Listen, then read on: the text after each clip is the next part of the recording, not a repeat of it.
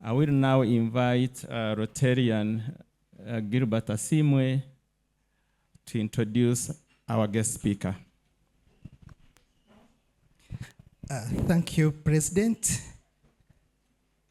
Rotarians, guests, and our Rotalactors, I'm greatly honored to introduce to you our guest speaker this afternoon, a man whose voice I always longed to listen to every Saturday at 10 a.m. when I was in high school at Capital Gang. Robert is a happily married man, a father of 3.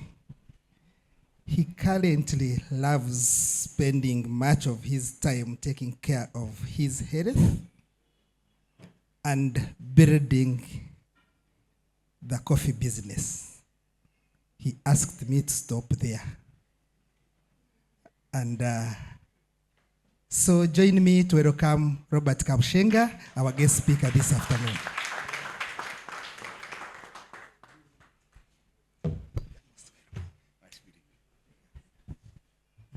You are in high school and you have gray hair. That says a lot about me. So, okay. So Gilbert, that message was slightly longer than that. I think I also said that, you know, I'm now a podcaster and things like that. So the reason I am quite strict about how I am introduced is that a lot of public figures are obsessed with their past. Former this, former that, former the other. It doesn't make a difference. You're done now. So I don't know. I don't know why people like living in the past. The past is not an address. It's just a reference point.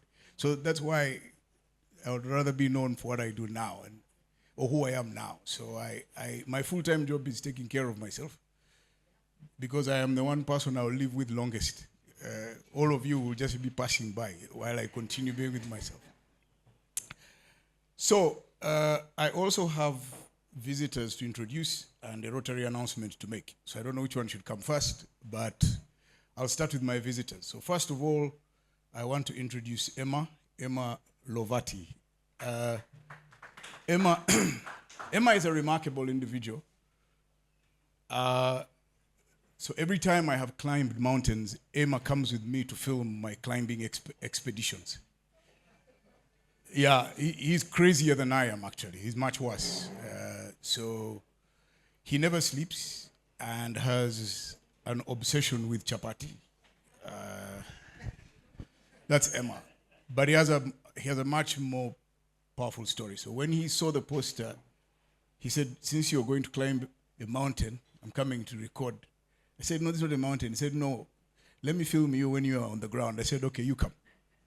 So one of the conditions I gave Elizabeth for speaking is that I be allowed to film this because I've begun to realize that a lot of what I do ends up being useful to many more people than those of you who are here. Then I've got my very good friend Solomon Tumwesije is at the back, and Josh. So I have 2 camera crews. And I don't pay these guys. So these are some of the things you should learn about how you relate with people. These guys, we just have a good relationship. Solomon has made me very famous lately. So that's why he's here, to also record this so that we can use it elsewhere. I hope you don't mind appearing in my videos. Anyway, it's your chance to be famous. So whether you like it. Secondly, I am going to ask you a favor, very personal favor. That's the second condition. So that's the Rotary announcement. So on Independence Day, I am part of a team of people, of recreational runners. So we are organizing a marathon from Kampala to Entebbe. Yeah, from Kampala to Entebbe. It's possible. We do it once a month. It's normal. We do it. So it's only 70,000. My ladies, Meg and Sarah at the back, please buy. It's important for me to succeed because if I succeed this time, we're building a movement. So we're focusing, the immediate cause is safe motherhood. We will donate money to the maternity ward at Entebbe Hospital. But most importantly, I think this is going to be my next mission, to get people moving. Because if you don't move, it's going to cost you a lot of money that you don't have. You're going to sell everything you've been working for to go for a surgery in Turkey, which will probably go wrong, and then you'll die anyway. So you might as well just spend money on a pair of sneakers and you'll be fine. Walk, run, dance. The body doesn't know what you're doing. It just feels you're moving. Apart from the night activities, those ones are not considered exercise. So it doesn't matter how vigorous they are. They only last a short time, especially if you're my age. You can't go beyond. So that's one. I also want to introduce the other visitor I invited, Salome Sevume Chinoma. Salome has become a good friend lately. We met through interesting circumstances, but after we met for a business meeting, she asked me a question about parenting. So I said, you come and listen to what I have to say. So Salome is the wife of a good friend with whom we run. So, straight to the issue. How much time do I have? I talk for a living, so I can go on the whole day. So, about 3 weeks ago, I was sitting, we were at a wedding reception. So there's a bunch of us and we're talking about our lives.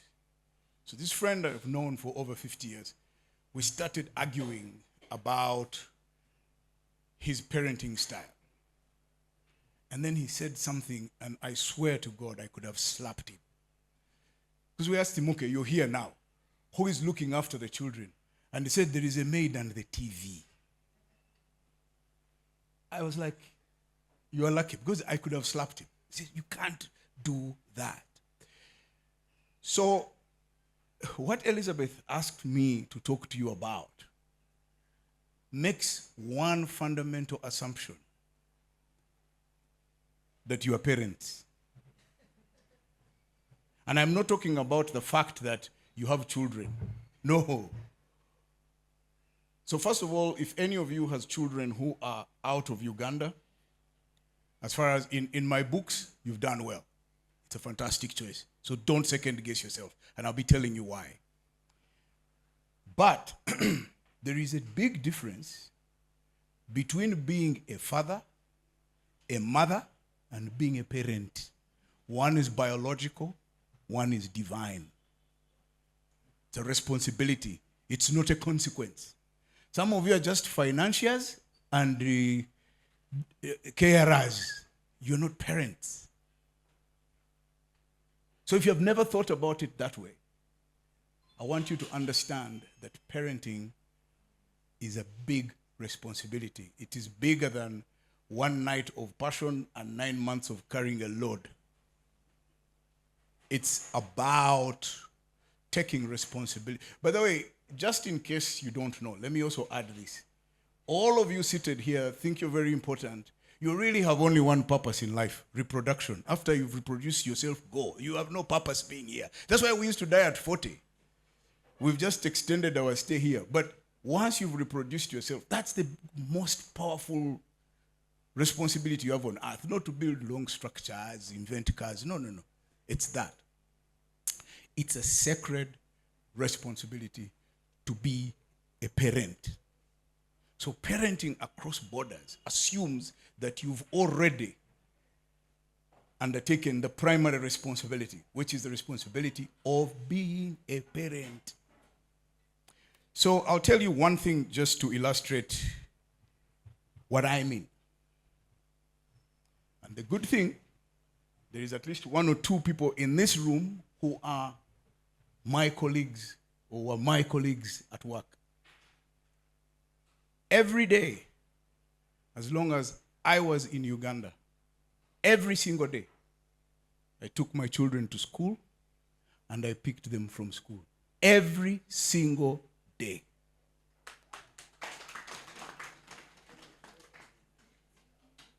Now, they've gone off to different destinations. Up to now, I will take my children to the airport and I will pick them from the airport. So guys used to ask me, why don't you send a driver? Did we produce the children together with the driver? I was the one who was in the mix. So, there are many things that happen in that obligation. So, if you come home after you've been important in your job, and then you arrive at home after you've done all the networking and the dinners, and you arrive at 9:30 p.m. in your house, you will never know what happened between morning and evening to your child. The first thing the child will tell you is what they saw on TV, or they'll just wave at you and then you'll go to bed. You have no clue who your child is. That's true, I know it. So whenever I was in the car with the children, and as I told you, I have colleagues here, I've never had a driver in my life. No driver, no bodyguard. Life is simpler. You don't have people hovering around you. So you talk about things.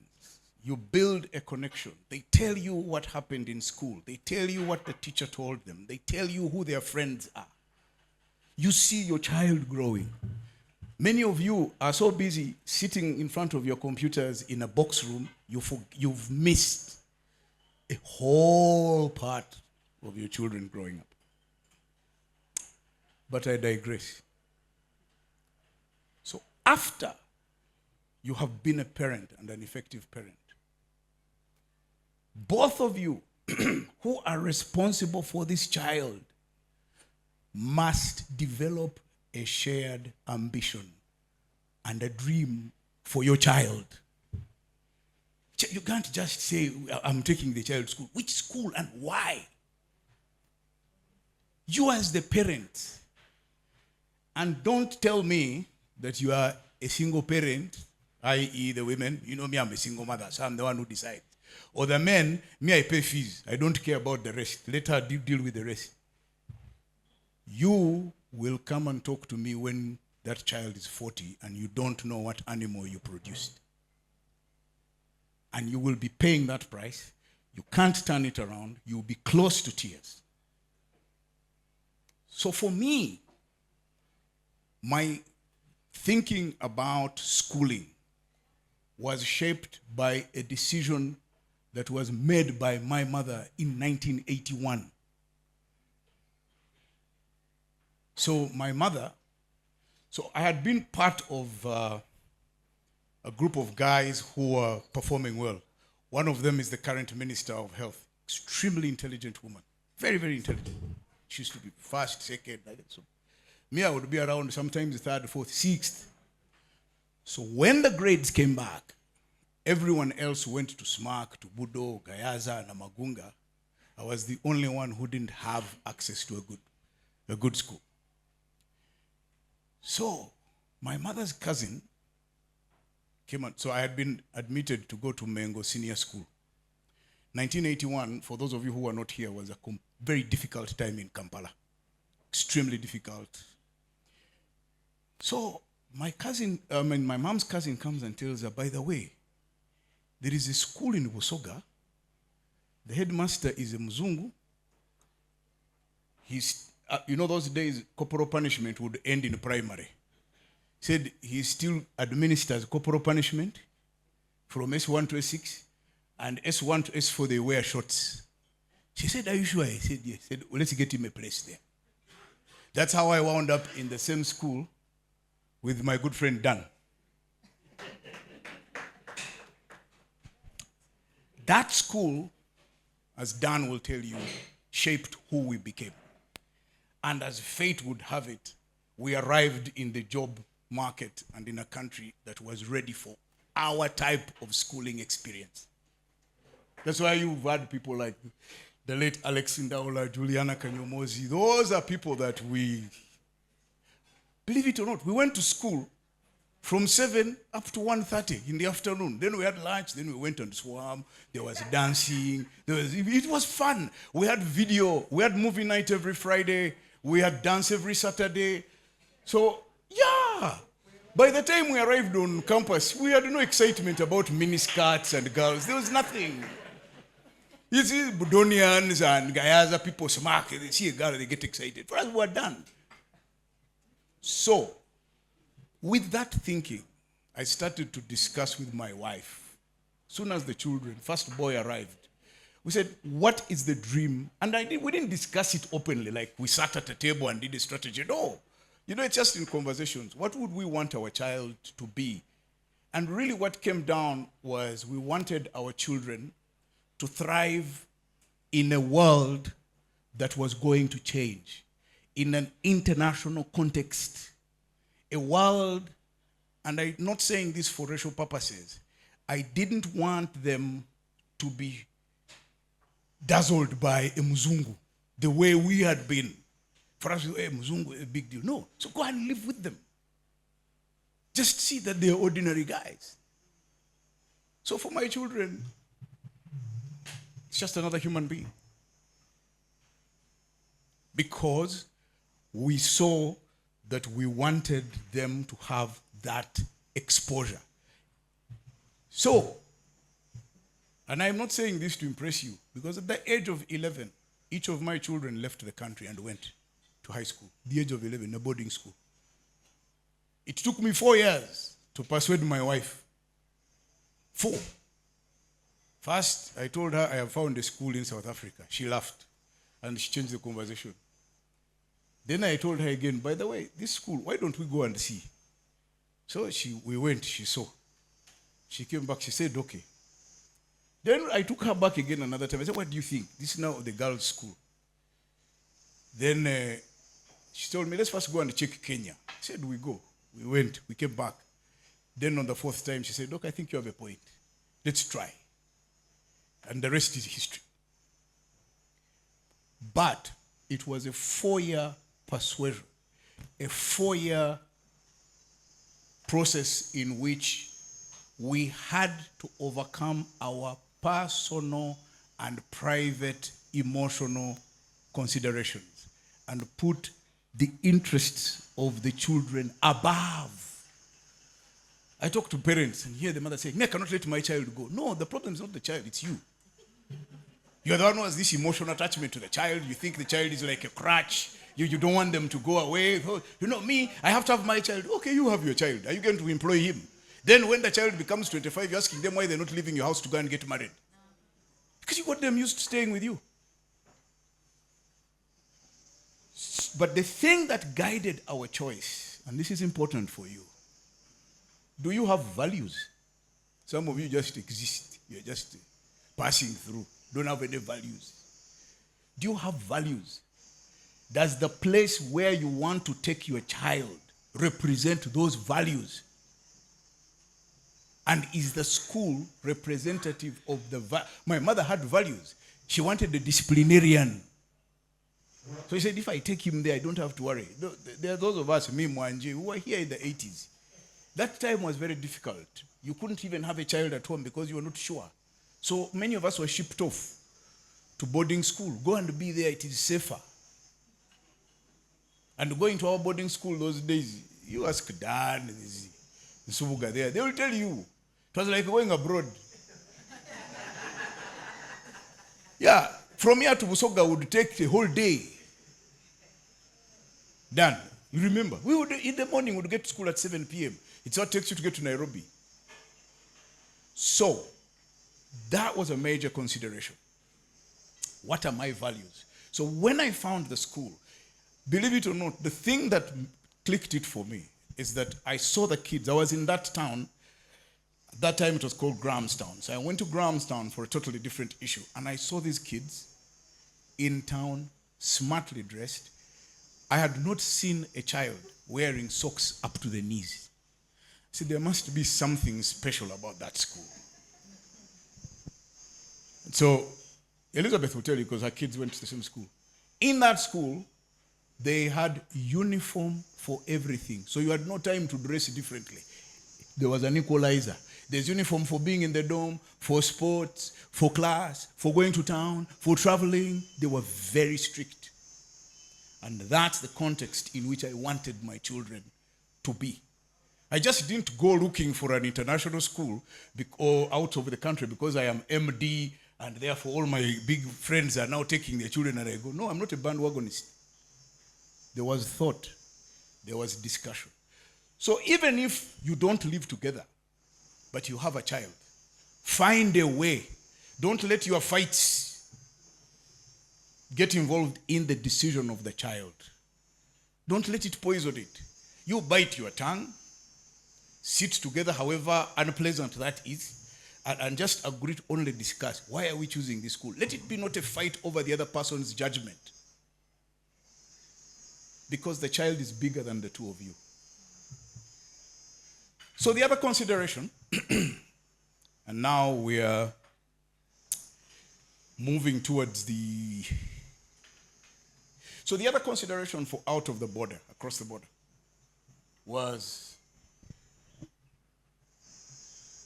so for me, university now was calling. I'm thinking about this 3 years before the children are going to university. So I start discussing with my wife. So I said, now what do we do? So I told her, first of all, the United States is out. Why? They are crazy. As we can now all see. Canada is a bit far. Okay. So our philosophy was, you should be able to do one flight between your home and the country. Secondly, for me, the question is, what does that country represent? And I'll explain to you how we thought about it. What does the country represent? Then 3, for me, the principle was very simple. The child must go to a school where the town is very small. 2 streets are enough. 1 bar, 1 church, no confusion. Yeah.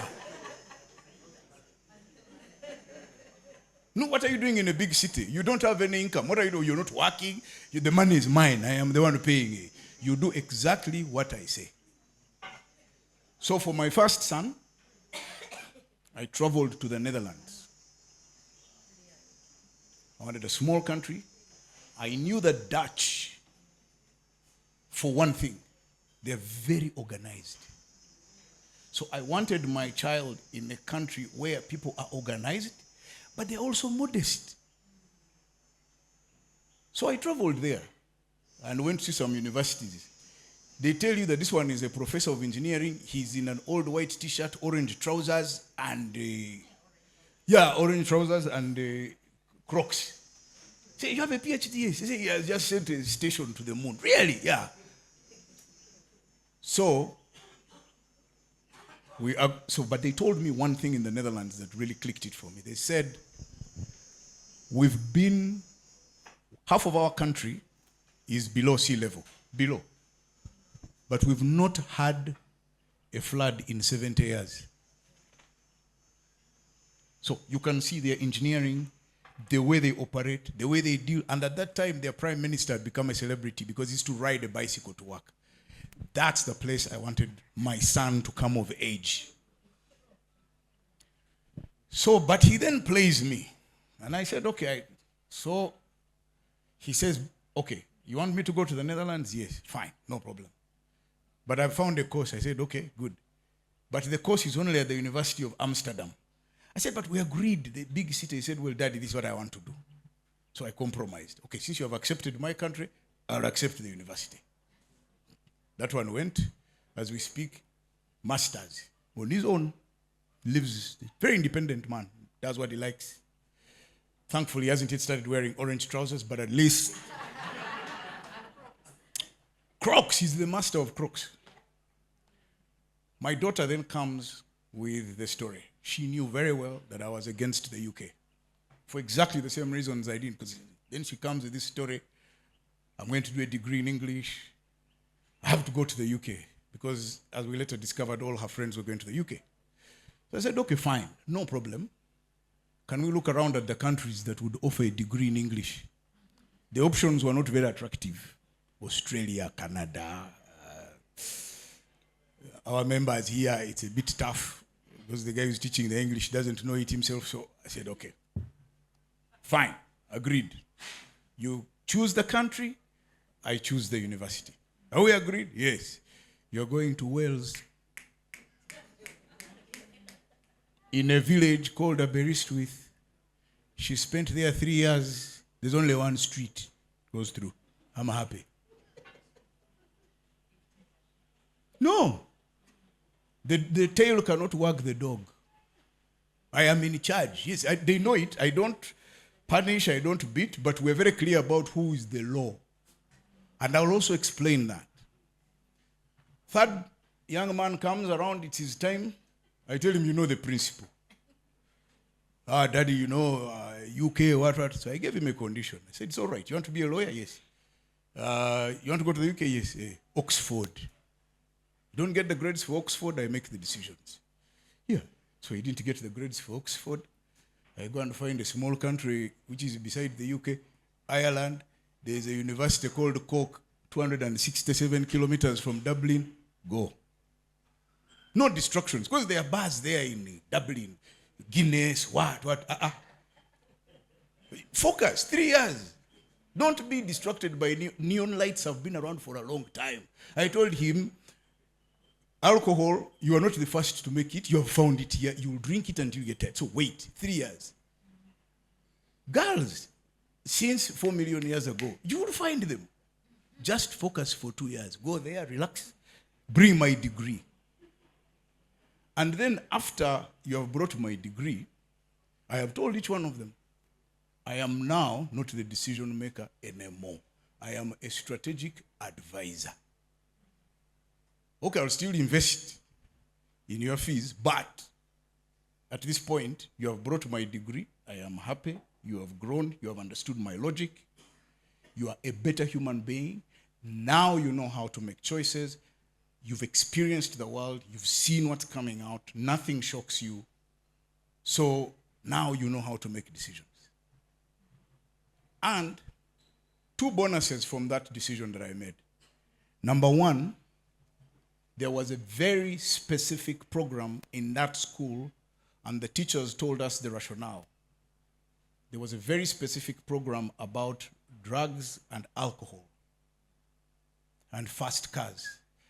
And the teachers took us through how we should deal with our children for them to avoid the excitement and temptations of later in life. So they come here for holidays, and I sometimes listen to their conversations and laugh. Say, man, can you imagine? These Ugandans, the types of alcohol they drink, they're like fuel. What? Yeah, Dad, man. We don't know how these guys do it. I'm like, thank you, Lord. Thank you, Lord. Thank you, Lord. Because that excitement is not there. They know, and we know. Then the second thing is that they have no idea of my status in society because they were away.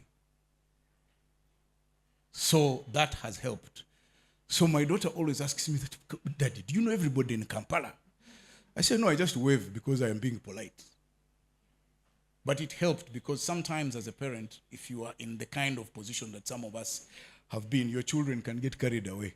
They think they are part of the script. So that has kept them grounded. And I don't regret it. I am very happy. They've made friends. Don't worry about the money. Kasaija has told you. The thing that you will find difficult to deal with is the emotional difficulty of letting your child go. It's extremely tough. Very, very tough. The toughest emotional times I have faced was when I would drive my son to the airport. He would be crying. That's the funniest bit. He would cry from home up to the airport. Thankfully, those days I still had a bit of influence, so I would cross up to the final security departure area just to make sure then he's gone and he's still crying. Then some parents who may have been on that flight call and say, man, the boy was crying. And then he would get to Port Elizabeth and find his friends. Then you call him at 4 and he's a totally different person. Yeah, I know I'm with my friends. And then he doesn't call you back. Done. Only when the debit card is not working, he remembers that you are there. Says, Daddy, you know this thing. Okay, we'll sort that out. But would I recommend it to any of you? By all means. Because looking at some of the schools here and some of the stuff that is going on, I'm like, what is this? I wouldn't. No. And then people talk about money. I look at you and the grab you buy. We only bought, I think, what? Lotion. That's all. Otherwise, the food is okay.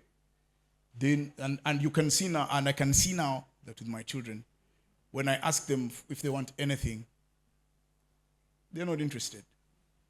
So recently, before, when we would go somewhere, I would say, the mother is there, no, let me buy this for you, let me buy this for you. So recently, we did a trip.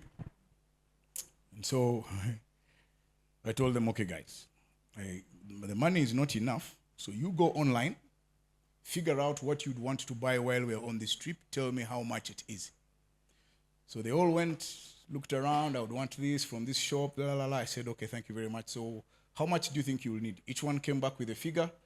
I rounded up the figure and gave each one exactly the same amount of money. Each one of them, I kid you not, each one of them bought only one item of the things they had said they were going to buy, and they kept the money on their pocket.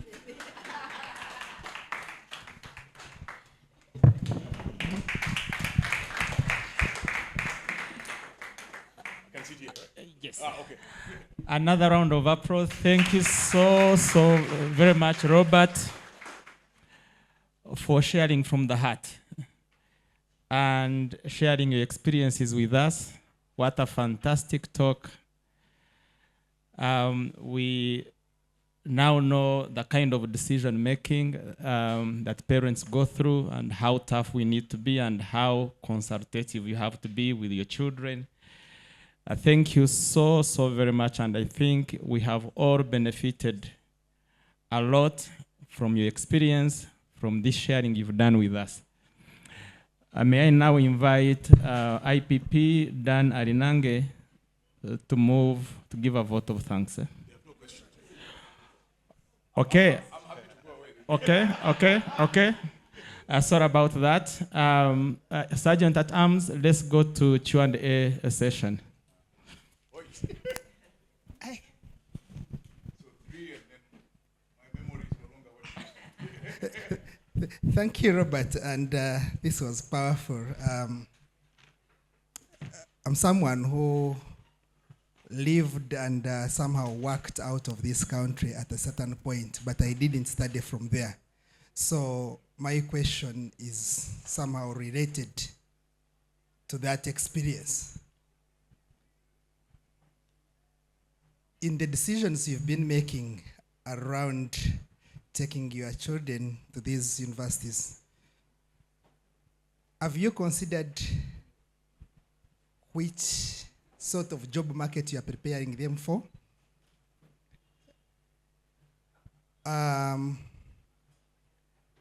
Away from that, as a farmer, a development, whatever, who is developing something, an enterprise that I see the foundations you are making, you are sort of like looking at something that is not going to stop today. Do you think the education that your children have gotten and the exposure, they are prepared enough to come and look and take over the coffee legacy and the coffee garden that you've built? Anyway, I have, it is, yeah, it's sort of looking at our society. Most times, when you look like at China or India, they took their best students to maybe America to copy and come back and develop their home country.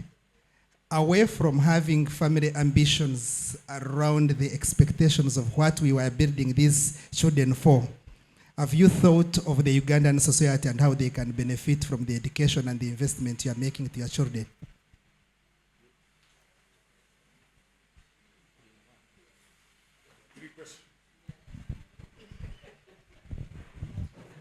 Thank you very much.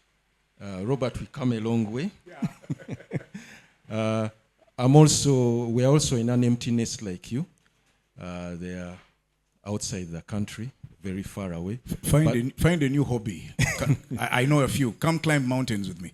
Yes, now there is one thing maybe which, okay, now this is for the benefit of all, at least to ensure that we have a video call or a Zoom once a week, at least, even though there's nothing to talk about. Just all of us, and we just catch up on what's happening. I felt it was important to also bring out that aspect. Thank you. Thank you, Mr. Robert. Wonderful talk. I still have young kids, so they are far away from university. But one thing for sure that we agreed with my wife is that they'll have some kind of exposure outside for their university. My question is, since we've agreed on that, we know that they are going out there for their university. How do we balance giving them some kind of local schooling that will give them a bit of grounding in their culture compared to international school and then going to the international universities? Thank you. So I'm going to start. Let me answer these. Otherwise, I'll get confused. I'm going to start with you. So I'm going to tell you the story of my cousin. So I have a cousin. So he started in Buganda Road, left, went to Minnesota, came back, went to the Grange in Kenya, left the Grange, went to St. John's in Harare, left Harare, went to Loughborough in the UK, came back to Uganda. His mother is a Muchiga, his father is a Lugbara. That cousin of mine today spends more time in Ethiopia, in West Nile, has learned how to speak Lugbara, understands West Nile culture, speaks Luganda, he runs a local business here, I won't say what it is, and is perfectly settled in the local culture. What has that got to do with them going to a local school? I can present you many local school kids here who have no clue what millet is. Some of them think milk comes from the fridge. So, my answer to you goes back to where I started. What do you want for your children? And it should be informed by your own experiences. We must aspire for our children to be better. I wanted my children to be children as long as possible. I'd lived through civil war. We were forced to grow up quickly. I grew up here in Naguru. They were bullets every night. So I didn't want children to be in a context where they have to grow up quickly. No, you let them be children as long as they want to be. So I had that. I was very clear. So you need to be clear. What do you want your children to be? Which then takes me to the first question that you asked. You cannot educate your children for the job market. Our parents made that mistake. Go and be a lawyer, go and be a doctor, No. Educate your children to be a certain type of human being. Disciplined, organized, curious, focused. You know, all the things that make you humanly effective. Be able to read, write, find knowledge. I mean, those are the things. But most importantly, acquire a qualification and a skill. That's it. If my son turns up today as a chef, what has that got to do with me? So that's so important. I am not educating them for, what if the AI disappears the jobs? Then what now? Then he comes back home? And then my answer to your second question. Yes, I am developing a coffee business. The only inheritance I can give my children, I have already given them. Do you know what it is? My genes. That's it. You cannot invest so much money in educating your child, then you want them to come and sit at a coffee farm and what for? Educate the children so they can be what they want to be. So then you'll ask me, So what has the farm got to do with them? Very simple. They see their father working hard, trying to earn an honest living, trying to be productive, trying to do something useful in society. They see him focused on something. They see him thinking. They see how he makes decisions. If they learn from that in the process of me building the coffee business, that's enough.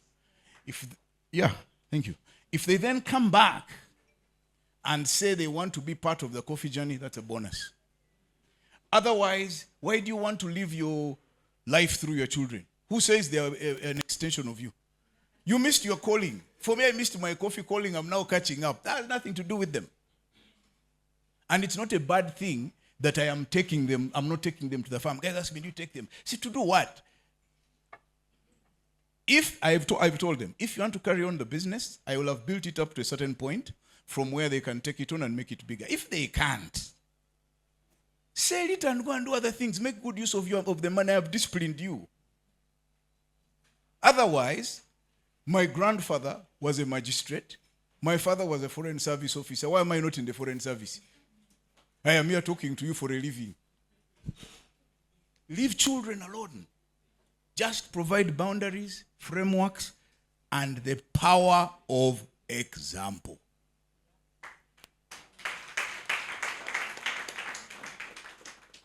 There are two things I don't do in front of my children. I don't argue with my wife in front of the children. I stopped consuming alcohol 20 years ago, so they've never seen me consuming alcohol. So I am very conscious about my conduct and how that reflects to them on what needs to be done. So please, don't worry about that at all. Yes, the Ugandan society to benefit. If the Ugandan society wants to benefit from my children, let them, the Ugandan society, create opportunity for my children to come and serve them. Why should they sacrifice if you can't sacrifice? So I have educated them so that they can be employable. Or they can at least make that choice. But if they are of no use in the country, and someone in Mongolia has a use for them, go. There is no divine necessity. Let's not destroy children. If there are those who want to do other things in service of the country, fine. If you have benefited a lot from the country like me, they paid for my university education, I have an obligation, so I must. But my children, whom I've educated, no. Even me, I don't expect them to look after me when I'm old. So let's let our children go. They will come back. Trust me. Then, yes. Now technology makes it possible for us to engage and keep in contact with the children. True. And it's amazing. I mean, Suga, in my whole year of my whole high school, I received only one letter from my mother. One. And one from my dad. 6 years. Dan knows. We used to be visited once a year on Parents' Day, July 25th. I remember the date up to today. It was Parents' Day. That's it. Otherwise, you were gone and you came back. Then they tell you, oh, hey, so and so died. Oh, okay, fine. We move on. The world continues until we're here. But the most fundamental point you need to invest in is for your child or for your children to know you love them. Because even when they are away and they're not hearing from you, they know you love them. Now, please don't make the fundamental mistake that I see. Expressions of love are not about purchases of objects. Mobile phones, computers, I don't know what, then the football t-shirts because you happen to support the team. No. Sit. Please don't say many things about Arsenal. I can leave this place now. Anyway, my point is, if you have a genuinely authentic love relationship with your child, you are compassionate with them, you're not spoiling them, you listen to them, you talk to them, they will know. Because my son, who has been around for the last couple of months, his friends would tell them, let's go and do this. He said, no. For me, I come from a home where I know I am loved. So if I am going to leave, I must get permission. And we never withheld the permission. Says, Stacy has a party. Okay, you go. We know Stacy, let them go. Stacy is Elizabeth's daughter. Then they also knew what Elizabeth didn't know, that Elizabeth had stock of some drinks. So they first go to Elizabeth's home and they first maximize. Then, because they know I have given them only 100K. So the 100K is just for a simple cocktail. No spending more. Because you also, on that 100K, there's drinks, entrance, and Uber. Choice is yours. Only one rule. Never wake me up unless there is a real emergency. When you come back, don't make noise. And the emergency doesn't mean you've run out of money. No. It's not emergency. That's carelessness. So show them love. And even if the communication is difficult, they will be confident that you love them. And they will carry on with that knowledge. I think you are the president now. So. Yeah, thank you. Due to interest of time, we are going to take 2 more questions. Then we can call it off from there. Robert is still with us. President, the chance is mine. Thank you. Thank you very much, Robert. I haven't been to this club in a very long time, but this time I jumped on the border just to listen to the talk. And I must say, I'm not disappointed. Robert, please correct me if I misquote you. You said that your parents took you to a school which administered corporal punishment, and that shaped you. Now you are a well-lettered gentleman. Would you still advocate for corporal punishment today? Thank you.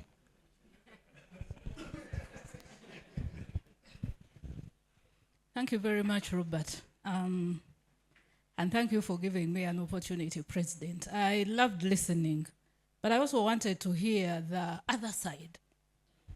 It is a nice story to listen to, but what we know, parenting is not easy. It cannot be the same for you and for me. It cannot be the same for anyone else. And I'm just wondering, what are some of those challenges? Because I'm sure there are people sitting in this room who have made similar choices to what you have made. They have sent their children to what they thought were the best things for them or the best schools for them, and they have been disappointed. I just wanted you to I don't mind whether it is not your experience, but what have you had? Because you've been talking about this for a while, but I'm sure, parenting is a whole package. And for me, from my own experience, something that you have not hinted to, what I am trying to model for my children, who are also probably not here, but they are here, is the spiritual. Something for me that is strong, and I think what I have picked from my parents is, what is it that wakes me up every day, and what is it that is going to drive me through that day, and what is it that I will remember every morning to remind my children, please, God is first. And despite doing all this, we have been disappointed. So I just wanted to hear the other perspective of your story. Thank you so much. One last question from Sheila. Finally. Sorry, as Sheila gets ready, I'll be here. So if people want to engage a bit more privately, I'm Thank you, Robert. After fellowship. Thank you, President. Mine is not about universities, local, or the opposite. There are schools in Uganda which people think are very good, regardless of the curriculum. I don't want to mention them. The same schools are the schools we are seeing holding parties, where people are dressed the way they want, people are flying in, others are swimming in. And, government is not really listening. It doesn't most times. But, Mr. President, I hope I'm protected. I want to leave this place and go to Ntinda, where I reside. There's no basement on this building. So, but, Robert, what I want you to tell us, as a senior citizen, you look at those schools, there's no parent complaining. Parents are very okay with their kids, some of them dying in a dormitory, others disappearing, no explanation, no AGM is called for parents to riot, no one even petitions. We add in more students. We even pay the fees. Is the problem with us Ugandans? Or the problem is, I don't know, with who? I mean, with who? If today in this setup, one of us did not reach home and maybe we found blood here, tomorrow we come back. Another one the same, tomorrow we come back. Are we the problem or God is on leave? Eh? It is Med who told me to say that. All right. That last part. Thank you. Please tell us about that. I think let's leave God. I think let's leave God out of this matter. I mean, he's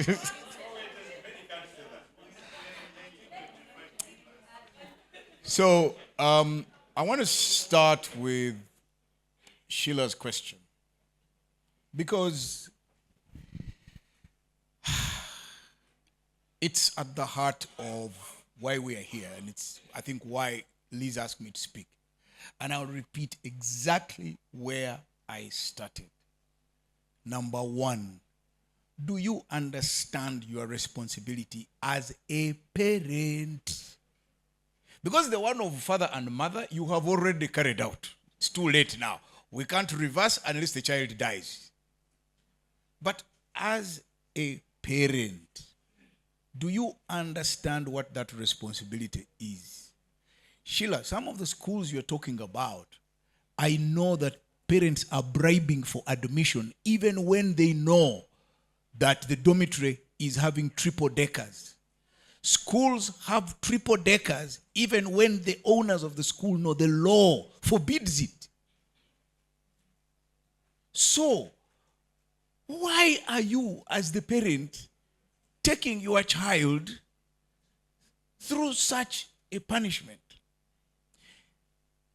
The other thing which I didn't say, some of you, well, not say some of you, some of us, we are from broken homes. We grew up, we just grew, like weeds. We just grew. So we don't know how to make parenting choices. But some of us are overcompensating for problems in our past.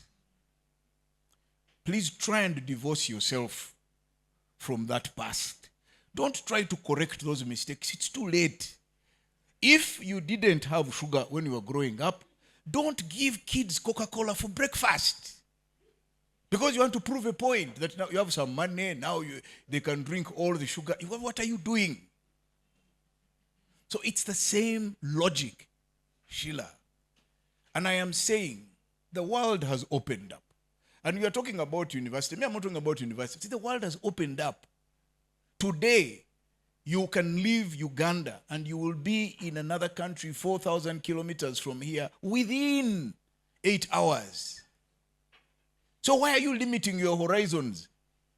I used to laugh at my friends because they used to take the same amount of time driving from here to St. Andrews in Turi that I would take flying from here to St. Andrews in South Africa. So what's the point? So it's very simple. Go back. You today, do one thing, only one. As a parent, whether single or double, and especially the fathers, it's not enough to sign a check. You haven't done your part. You haven't. As a father, there is a role you play as a parent, and you need to participate in that discussion. And like I said, if you are living apart, even if the separation was acrimonious, let the acrimony remain at each other. First, solve the issue of the child. Where should the child go? I think this. Be polite. Then when you have finished making that decision, you revert to calling each other names. That's okay. But don't involve that issue. It's so bad. It creates a toxic environment. Then the corporal punishment. Again, we're now more enlightened. For instance, the amount of homework some of us used to get in the earlier years was atrocious. I have never understood why any parent, the child must leave home at 5 and eat crisps and mandazi for breakfast. One of the rules, by the way, for me is parenting. I bought my dining table very expensively many years ago, about 15 years. But we sit and eat together. Everybody sits the dining, then we talk. So, how are you? Then I check, do you know how do you eat? Because you may be eating in a manner I don't understand. Which is telling, because you see table manners, you know when the man arrives in a public service, he's going to just eat everything. Yes. Yeah, those are you check. The people today involved in those things, if you ask their friends of high school, they'll tell you they used to fight for food. So now, yes, I don't agree. But my mother was a different generation. My mother was growing up in a broken system. My mother just wanted assurance that her child will not become a muyaye. So my mother's generation, raising children during Amin's time, during civil war in the 80s, the greatest fear you had was your child going to town and getting spoiled. They never used to allow us to go to town. What are you going to look for? You're going to get spoiled. You will start smoking. They didn't know I was already doing it, but you start smoking. It's like the worst thing you could ever do in our times was to smoke. Well, now they're doing worse things. And as a result, some of the breakdowns we've had, because the doctor was asking me about the other side. Now, a lot of people don't even know the things that their children are consuming. They have no idea whether it's what media they are consuming or what substances they are consuming. But how I have raised, my eldest son is 23. I've never beaten him. Never. I've never even shouted at him. Never. But I am very firm. And like I said, we started Ale. Who is the law? I am not daddy just. I am daddy because I am the decision maker. And we are not going to discuss. It's not a democracy. It's a family. Which now takes me neatly to the question you asked and also partly what Sheila was talking about. No, Betty. Betty? Yes, Betty. I remember you, Betty. Aren't you a doctor? Yeah, a pediatrician. Not? Okay, fine. No, I don't want to say other things because people may work out your age. So, okay, so Chad Dondo. First, what's the other side? Yes, there is an other side. And it was manifested in some of the students who were in school with my children. I have been involved in a school for a while. I have some interests in actually 2 schools. I can tell you that people, and that's many of you here, who outsource their parenting failures to teachers at school, that's when you have those problems you're describing. The children act out, they get to school because the parent has failed in their parenting role. They then transfer that problem to the school and expect the school to fix it. Those guys are just teachers. They're not parents. Many of them have no kids. So why do you expect somebody who has 0 experience of bringing human in the world to fix your child? And a lot of those cases, every time you went back and found out, but why was this child struggling? The problem is always at home. Parents are fighting, they are divorcing, the parents are abusing substances themselves, or maybe they are single parent homes and they are struggling economically. The friend of mine I told you who was saying that the child, there's a maid and a TV. How can your child be raised by a maid? What do you expect will happen? So those were 95% the reasons why when these children, and in most cases they would be sent out of the country to go and be in a boarding school because they have failed at home. not because the parents have an aspiration which they expect to be realized the other side. And in answer to your last question, I'll also take the liberty to introduce one of the people with whom we've been parenting across the border, Amina Hajati. She's at the back. Yeah, that's so me. Hajati is not a joke. All of them, about 4 of them are in. So, my answer to your question. So, in my case, both me and my wife, we are very spiritual people, but we are not religious. A very big one. There's a difference between worship and prayer. Totally different. But we will have that debate separately. I'm very happy to have it. We're all deeply spiritual. Which is why we have values. Which is why we chose that school, because it was based on a Christian foundation, a true original, the old Presbyterian church. Not these drama things you guys do these days in the name of... There, where prayer meant something. So, in that sense, we wanted our children within the confines, and we profess Christianity, for them to make their own discovery. Because neither of our parents imposed on us a particular manner of worship and a particular set of beliefs. No. So, for instance, my parents, both of them were Church of Uganda. I have always gravitated towards Catholicism because of my secondary school experience. I actually have very interesting Muslim imams who are my spiritual teachers. Yes. Which, the answer to your question again, is in Amina. So Amina and her husband Kato, who are Muslim, they came to me to ask about the school. And I told them about, they'd been frustrated with taking their children to a school here. So I said, okay, no, we can arrange, you can go and see. And they're very happy. I know they're very happy with what happened. But, this is important, both Amina and Kato made sure that their children went through some kind of madrasa. They made sure they pray and profess and practice their faith as Muslims.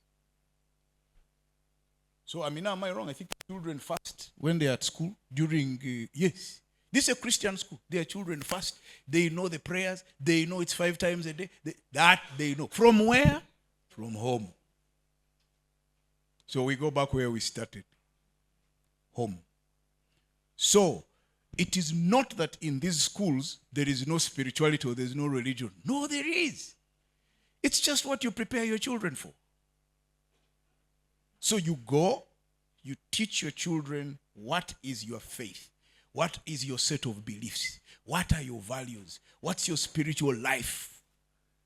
Once they are grounded from age 1 in that practice of spirituality and faith and beliefs, no one is going to derail them later on. No. It's people who are just growing and they have no direction. Those are the ones who are captured by all sorts of crazies. So, I think we have talked a lot of English today. Thank you very much, Robert.